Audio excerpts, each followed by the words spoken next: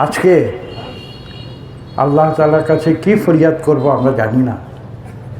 এমন একজন মানুষ আমি বিশ্বাস করি যে তাকে দলমত নির্বিশেষে, জাতি ধর্ম বর্ণ নির্বিশেষে বাংলাদেশের সকল মানুষ তাকে শ্রদ্ধা করে। শ্রদ্ধা করে কী কারণে?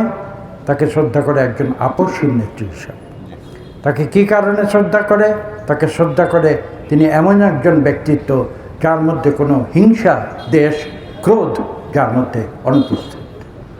তাকে কেন শ্রদ্ধা করে? তাকে শ্রদ্ধা করে এই কারণে যে তিনি গণতন্ত্রকে ভালোবাসেন। তাকে শ্রদ্ধা করে কী জন্য?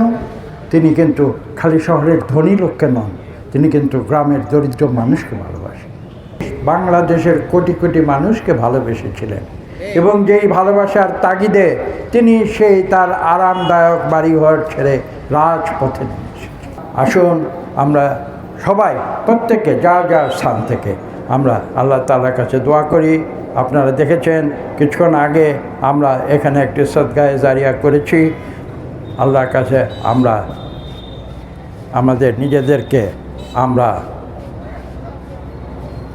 প্রস্তুত হয়ে, আমরা উপস্থিত হয়ে আমরা আজকে সকলের সঙ্গে মিলে একসঙ্গে আসুন আমরা এখন মোনাজাত করব এবং আপনারা সবাই মোনাজাতে অংশগ্রহণ করুন যেন দেশনেত্রী বেগম খালেদা জিয়া সুস্থ হয়ে পুনরায় এই দেশের সেবায় নিজেকে নিয়োজিত করতে পারেন।